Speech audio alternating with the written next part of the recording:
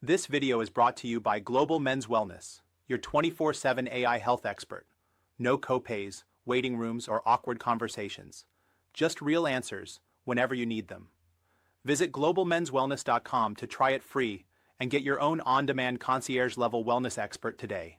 Welcome to the 21st Century Man podcast. This is the deep dive where we really get into source material and unpack it for you.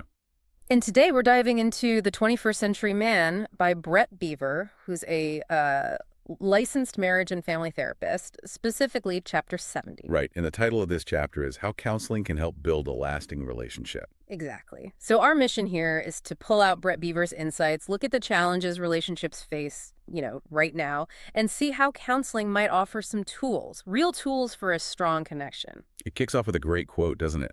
Marriage does not guarantee you will be together forever. It's only paper. Yeah, it takes love, respect, trust, understanding, friendship, and faith in your relationship to make it last. Anonymous really sets the tone. It does. And you know that saying, happy wife, happy life?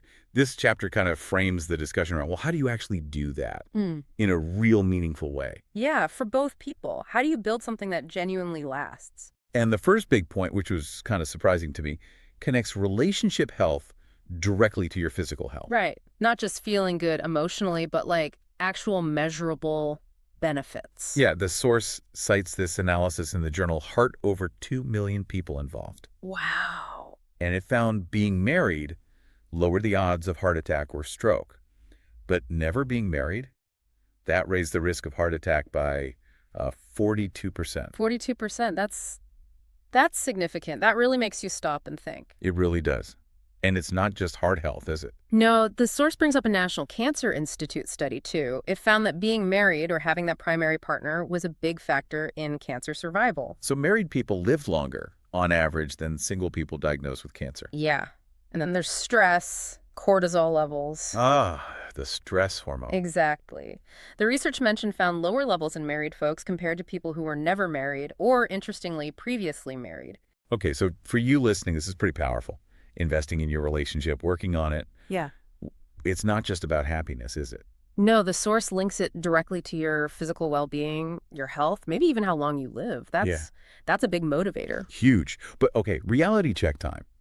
Because the chapter immediately pivots to how hard it actually is to maintain these partnerships. Yeah, those health benefits are great. But then you look at the divorce stats from the 2014 U.S. Census mentioned in the source. Okay, let's break those down. The source says, on average, 50% of all marriages end in divorce. But it digs deeper, right? It does. And this is where it gets, well, even more sobering. 41% of first marriages end in divorce. Okay, still high, but... But then 60% of second marriages end in divorce. 60%, wow. And for third marriages, it jumps to 73%. 73. That's Yes. staggering. It really underlines the challenge. Absolutely. Which, leads right into the core, the chapter tackles. Can counseling actually make a difference here? Given those numbers, it's a crucial question. And the source presents data that seems a bit conflicting at first. There's that old rumor, right, that marriage counseling has like a 70-80% success rate. Yeah, you hear that sometimes. Sounds almost too good to be true. Well, maybe. Because then the source points to more recent research, kind of the bad news part. It found 38% of couples who finished therapy, they were divorced within 4 years after therapy. Oof. So nearly 40% still split up even after getting help. That feels discouraging. It does, and the chapter acknowledges that feeling, but then it immediately brings in the good news. Okay, what's the good news? 62% of the couples who went through therapy stayed together. Okay, so the majority. Exactly. And the chapter really highlights this. Counseling isn't a magic wand, no guarantees, but it significantly improves the odds compared to those baseline divorce rates, especially the really high ones for second and third marriages. Right. 62% staying together versus 60 or 73% divorcing without that intervention. That's a big difference. It's a powerful argument for counseling making a real difference. So with that context, how does the source actually define a healthy relationship? What are we aiming for? It gives a good working definition. A respectful, mutually satisfying, balanced connection allows for honest talk about differences, built on trust, communication, understanding. Sounds ideal, like what everyone wants. But the chapter says it's hard to achieve for a specific reason. Yeah, this point really resonated. It talks about limited reference points, meaning Many of us just didn't see truly healthy relationships modeled growing up. So we saw our parents or other couples and maybe learned more about what not to do. Pretty much. Lots of examples of dysfunction, maybe not enough of what thriving looks like day to day. So the source says it feels like we're often on our own, just figuring it out through trial and error. That makes a lot of sense. Hard to build without a good blueprint. And then the chapter adds another layer of difficulty.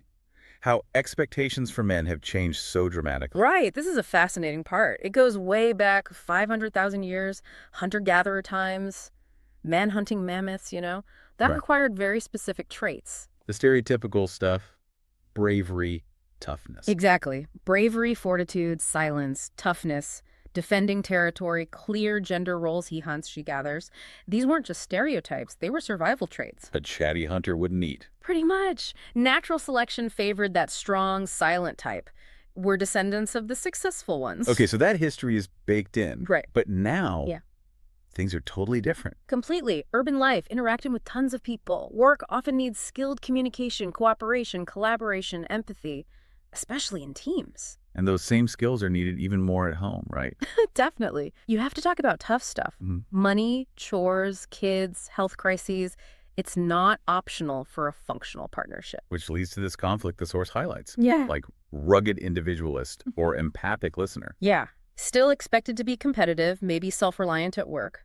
But at home, your partner needs someone who listens, really listens, reflects feelings, doesn't just jump in with solutions, often the total opposite of that strong, silent conditioning. And the emotional side. Silent and stoic or insightful and sensitive. We're increasingly expected to be emotionally aware, vulnerable even. But historically, suppressing fear kept you alive. Plus, those messages boys get. Be brave, don't cry, suck it up. It's a real internal conflict for a lot of men. Plus, those old gender roles, they just don't fit anymore. With more women working, men more involved at home. Right. So the chapter poses this really key question. With all these changes, how are we supposed to know what to do without blowing it? It perfectly frames why guidance is so needed. Guidance like in this book, The 21st Century Man, or through counseling. Exactly. Which leads us to the common challenges that actually push couples to seek that help. What does the source list? I imagine modern life itself is one. For sure. Just the constant overstimulation, minds going 18 hours a day, work bleeding into family time through phones, emails. It's too hard to disconnect and be present. It really is. The chapter talks about couples feeling like ships passing in the night, making these half-hearted efforts to connect because you're both just drained or distracted. And that connects to that saying the source mentions about divorce. Men replace and women reflect. Yeah, the idea that men might be quicker to move on, find a new partner without really digging into their own part in what went wrong, while women might spend more time reflecting. And those divorce stats for second and third marriages seem to back that up, sadly. Repeating patterns. It suggests that, yeah. And this is where the source says, look, talking to a professional helps men learn what to do differently, how to build connection instead of just repeating the same mistakes. Okay, so what are some of those specific triggers? The common reasons people finally pick up the phone? The source lists quite a few. Yeah, things like constant conflict, arguments, criticism. That's a big one. Infidelity, betrayal, jealousy. Those major trust breaches. Definitely. Also, just not having a way to solve problems, so stuff just piles up over years, accumulated resentment. Loss of passion or intimacy is another. Unmet emotional needs, feeling unseen or unheard. Big differences in parenting, too, whether it's your kids now or navigating a blended family. Right. And dealing with in-laws or extended family pressures, Yeah. or even adult kids or parents living at home. Finances, money issues, always a classic stressor. Dealing with loss and grief together, an unfair division of chores. That one causes so much friction. It really does. And finally, health challenges that impact the relationship or intimacy. It's a lot that couples are dealing with. It really paints a picture. So given all that, what's the actual experience of therapy like, according to the chapter? It tackles that common scenario, right? It does. It acknowledges that stereotype, women dragging the men kicking and screaming into therapy. And it talks about the fears men often have. Yeah, openly. Like, this is pointless, or we tried talking, it didn't work, or the therapist will just side with my partner, they'll gang up on me. But the chapter strongly reframes it. Therapy is not a death sentence. Absolutely not.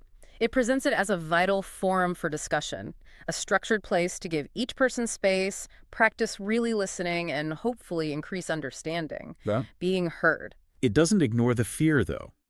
That dire sense of trepidation. No, it's honest about that. Acknowledges you might feel unfairly accused sometimes or out of control. But facing those feelings is part of the process. And finding the right therapist is key to making it feel safe. Crucial. The source says a compatible therapist creates that safe space. They're not a judge or jury. They're a human with training in communication. It addresses those fears again. Yeah, you might feel out of place or uncomfortable with emotion, but therapy isn't meant as punishment. So what's the therapist actually trying to do in the sessions? What are the goals? The main goals, as the chapter lays them out, involve finding common ground, working on communication skills that one's listed twice. It's so important. Looking at recurring themes or patterns that keep causing problems, and working together on solving things.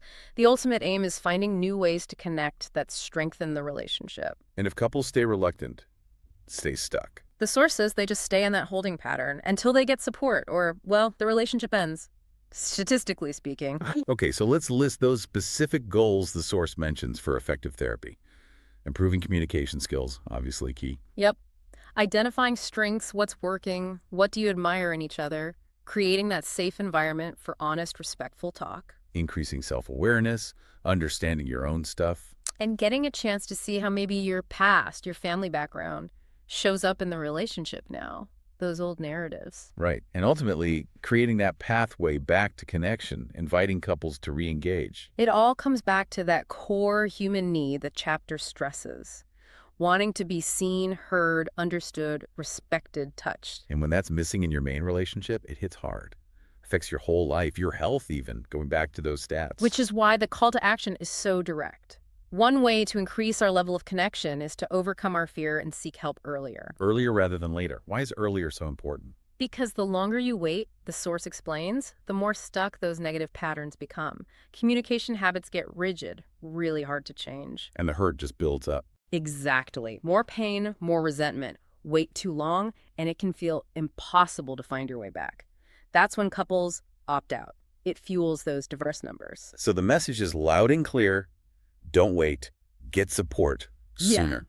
Early intervention means you're more likely to build satisfying patterns, affirm the connection you have, and the source adds a crucial note. Be patient. Right. It took time to get here. It'll take time for therapy to work. And the less damage there is to undo, the better. So don't wait. Simple, practical advice. Okay, so if someone's listening and thinking, maybe we should try this, how do they find a good therapist? The chapter gives real steps. It does. Practical stuff. Ask people you trust, friends, colleagues, maybe your doctor, another therapist. Ask them who they'd send their own family to. Good tip. Do your online research too. Read reviews, but look the overall picture, not just extreme ones. Contact local universities or training centers. They often have clinics. And then when you find someone, meet them first. Like an interview. Ask questions, see if it feels like a potential partnership. Exactly. And the source lists what to look for in that meeting. Credentials, obviously, but also your gut feeling. Does it feel safe, comfortable? Do you feel heard, welcomed? Is their communication style clear? Do they seem genuinely interested? Do their ideas make sense to you?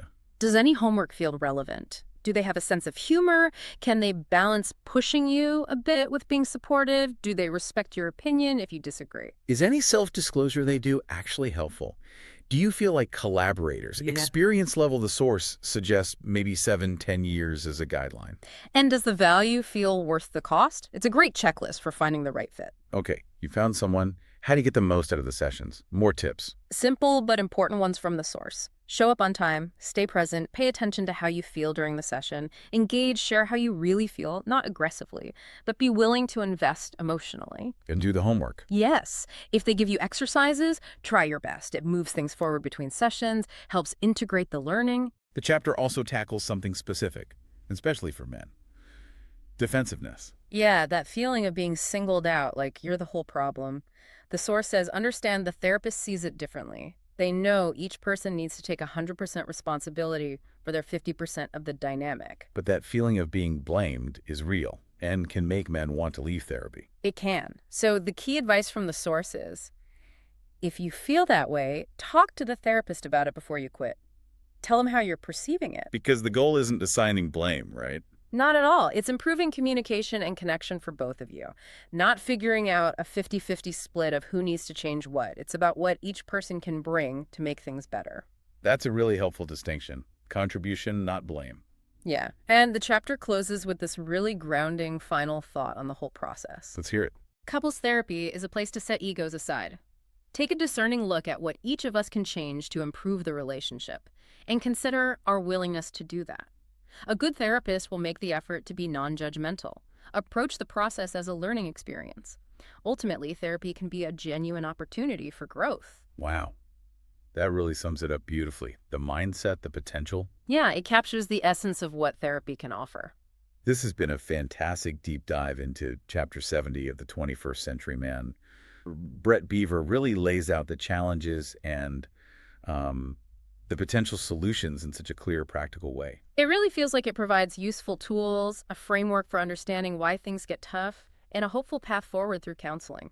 Absolutely. And honestly, while we've covered the main points, there's so much more depth in the chapter itself. If any of this resonated with you listening, if you're seeing your own relationship in here, I'd really encourage you to check out the full book, The 21st Century Man. It seems like an incredibly valuable resource. Agreed. And the good news is this exploration continues in the source material. Right. So definitely join us next time. We'll be doing another deep dive, this time pulled from Chapter 71, which is also titled, check that. The next one is Chapter 71, also titled Couples Counseling Can Help Build a Lasting Relationship. Looks like he continues the theme. Sounds good. Thanks for joining us for this deep dive today. Take control of your health anytime, anywhere. Visit globalmenswellness.com and start your free trial today. Get expert-level answers in seconds, not weeks, without the cost, the wait, or the awkward conversations. Real support on your terms. Visit globalmenswellness.com now.